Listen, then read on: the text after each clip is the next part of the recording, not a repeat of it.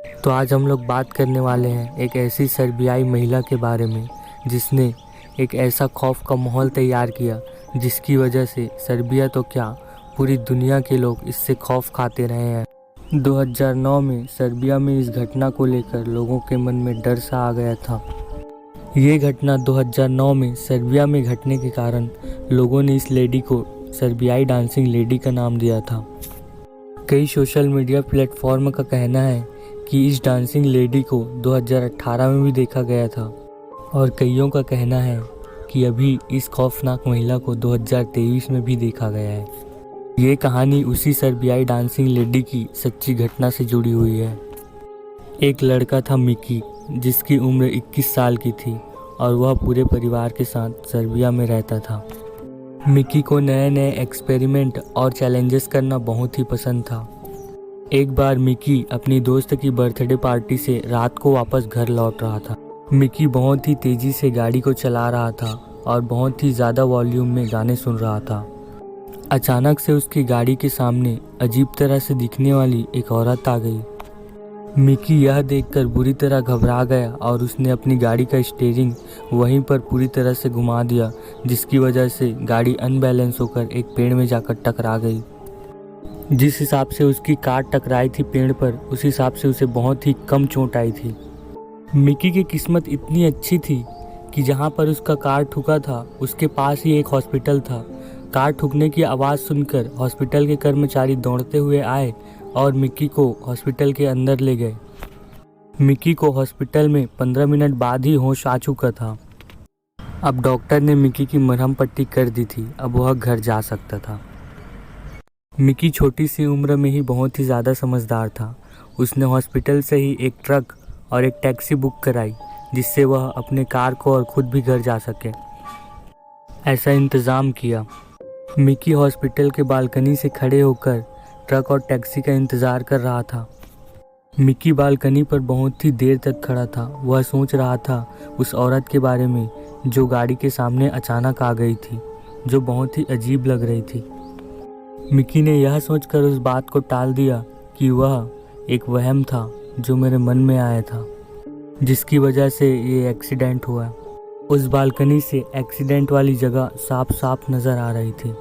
Mickey सोचने लगा कि अब बहुत ही ज़्यादा देर हो चुकी है, इसके बारे में मेरी मम्मी पापा को कॉल कर देना चाहिए। तो उसने फिर अपने मम्मी पापा को इन्फॉर्म किया। मिकी ने जैसे ही कॉल कट किया, उसकी नज़र सामने पर लगी एक स्ट्रीट लाइट पर पड़ी जिसके नीचे एक महिला खड़ी थी और ये देखकर मिकी दंग रह गया, क्योंकि मिकी इसे एक वहम समझ रहा था जो सच्चाई में बदल गई थी। और ये वही औरत थी जो मिकी की गाड़ी के सामने आई थी, जिसकी वजह से मिकी का एक्सीडेंट हुआ था। वो स्ट्रीट लाइट के नीचे खड़े होकर अजीब तरह से डांस कर रही थी।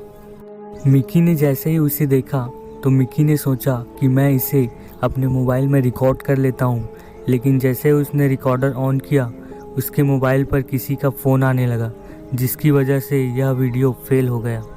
जैसे ही उसने अपने मोबाइल को चेक करके अपनी जेब में डाला और उस तरफ देखा तो वो औरत गायब हो चुकी थी। और ये सब देखकर मिकी बहुत ही ज़्यादा घबरा गया और जैसे ही उसकी टैक्सी आई वह तुरंत वहाँ से निकल गया और अपने घर चला गया। और मिकी जैसे ही घर पहुँचा वो अपने कंप्यूटर पर जाकर बैठ गया और उसने इंटरनेट पर इस औरत के बारे में सर्च करना शुरू कर दिया। मिकी को एक ऐसी वीडियो मिल गई जिसे देखकर वह पूरी तरह से हक्का बक्का रह गया था। इस वीडियो में वह महिला उसी तरह डांस कर रही थी जिस तरह स्ट्रीट लाइट के नीचे खड़ी महिला कर रही थी। इंटरनेट पर लोग उसे सर्बियाई डांसिंग लेडी के नाम से जान रहे थे। कई लोग उसे डांसिंग लेडी का भूत मान रहे थे, तो कई लोगों का यह कहना था कि वह डांस नहीं जादू टोना कर रही थी। मिकी यह सब देखकर बहुत ही ज़्यादा इंटरेस्टेड हो गया, क्योंकि मिकी को रिस्क लेना बहुत ही ज़्यादा पसंद था। अब मिकी बहुत ही ज़्यादा थक चुका था, जिसकी वजह से उसे जल्द ही नींद आ गई और वह सो गया। अब अगली रात मिकी और उसका छोटा भाई वहीं पर वापस से पहुंच गए जहां पर उसने उस औरत को देखा था, और इन दोनों के हाथ में एक कैमरा भी था। वह दोनों ठीक 12 बजे रात को वहां पर पहुंच गए थे और स्ट्रीट लाइट के थोड़ी ही दूर जाकर छुप गए थे। मिकी और उसका छोटा भाई अब कैमरा निकालकर उस औरत का इंतज़ार करने लगे। बहुत ज़्यादा देर हो चुकी थी, लेकिन वहाँ पर कोई भी इंसान या कोई भी जीव नज़र नहीं आया था। अब मिकी ने सोचा कि वह कोई पागल इंसान होगा जो यहाँ पर डांस कर रहा था। अब मिकी जैसे ही वहाँ से जाने वाला था, उसने एक औरत को सफ़ेद कपड़ों में स्ट्रीट लाइट की तरफ आते हुए देख लिया। वह औरत बहुत ही अजीब तरीके से चल रही थी, उसकी चाल अटपटी थी। मिकी ने जैसे ही उस औरत को देखा, उसने अपने कैमरे की रिकॉर्डिंग ऑन कर दी और उसे वह रिकॉर्ड करने लगा। वो औरत जैसे ही स्ट्रीट लाइट के पास पहुंची, वह अजीब तरह से डांस करने लगी, जिस तरह से वह पिछली रात में कर रही थी।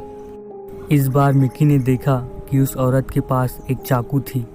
उस औरत की लंबे लंबे बालों की वजह से उसका चेहरा पूरी तरह ढका हुआ था, इसलिए मिकी उसका पूरा चेहरा ठीक से नहीं देख पाया। अचानक से वह औरत डांस करते करते रुक गई और देखते ही देखते उस औरत की हड्डियां चटकने लगी। उस औरत के हाथ और पैर अजीब तरह से मुड़ने लग गए। तभी उस औरत ने अपना चेहरा मिकी की तरफ घुमा दिया और वह मिकी को देखकर अजीब तरह से हंसने लगी। उस औरत का चेहरा बेहद ही खतरनाक और बहुत ही ज़्यादा डरावना था। अब वो औरत धीरे धीरे मिकी और उसके भाई की तरफ बढ़ रही थी। ये देखकर मिकी और विकी दोनों भाई बुरी तरह से डर गए। वह गाड़ी की तरफ भागने लगे। जैसे ही विकी अपने गाड़ी के पास पहुंच गया, उसने देखा कि उसका छोटा भाई विकी उसके साथ ही नहीं था। मिकी ने नज़र घुमाकर देखा तो उसने पाया कि उसका छोटा भाई विकी उस भूतिया औरत के पास खड़ा हुआ था। अब ऐसा लग रहा था कि उसका छोटा भाई विकी उस भूतिया औरत के वश में आ चुका था। मिकी ने विकी को बहुत ही ज़ोर से आवाज़ लगाई और ये सुनते ही मानो विकी के जैसे झटके से होश आ गई। फिर विकी वहाँ से भागा और दोनों भाई तुरंत गाड़ी में बैठकर वहाँ से निकल गए।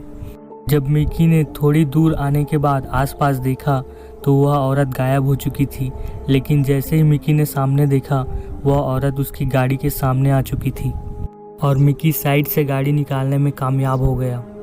जब मिकी की गाड़ी थोड़ी आगे निकल गई तो मिकी ने बैक मिरर में उस औरत को देखा तो वह औरत मिकी को घूर कर देख रही थी और मिकी को देखते देखते ही वह औरत हवा में ही गायब हो गई। उस रात दोनों भाई विकी और मिकी जैसे तैसे कर घर पहुंचे और चुपचाप सो गए। सुबह होते ही विकी ने मिकी को बताया कि जब वह उस औरत के पास खड़ा था, तब उस औरत ने विकी को कुछ कहा था। उस औरत ने विकी को कहा था कि तुम मर चुके हो और तुम जिस किसी को भी देखोगे, उसकी सबसे प्यारी चीज़ उससे छीन ली जाएगी। उस घटना के कुछ दिन बाद कुछ ऐसा ही हुआ जिसकी वजह से विकी और मिकी की पूरी ज़िंदगी ही बदल गई। एक रात विकी और मिकी की माँ एक रोड एक्सीडेंट में मारी गई और डराने वाली बात यह है कि यह एक्सीडेंट उसी जगह हुआ था जहाँ पर विकी और मिकी ने उस डरावनी औरत को पहली बार देखा था, मतलब स्ट्रीट लाइट के जस्ट नीचे ही। तो दोस्तों, आपने इस स्टोरी में देखा कि विकी और मिकी की गलतियों की वजह से उनकी माँ की जान चली गई और उन्होंने दुनिया की सबसे प्यारी चीज़ को खो दिया। दोस्तों, आप ज़िंदगी में कभी भी इस तरह की गलतियाँ मत करना जिसकी वजह से आपके परिवार के ऊपर कोई भी संकट आए। तो इस तरह से हमारी स्टोरी का दी एंड हो चुका है गाइस। अगर आपको हमारी स्टोरीज़ अच्छी लगी हैं तो प्लीज़ लाइक करें, कमेंट करें और इसी तरह के स्टोरीज सुनने के लिए हमारे चैनल को सब्सक्राइब करें। Thank you for watching and listening my stories.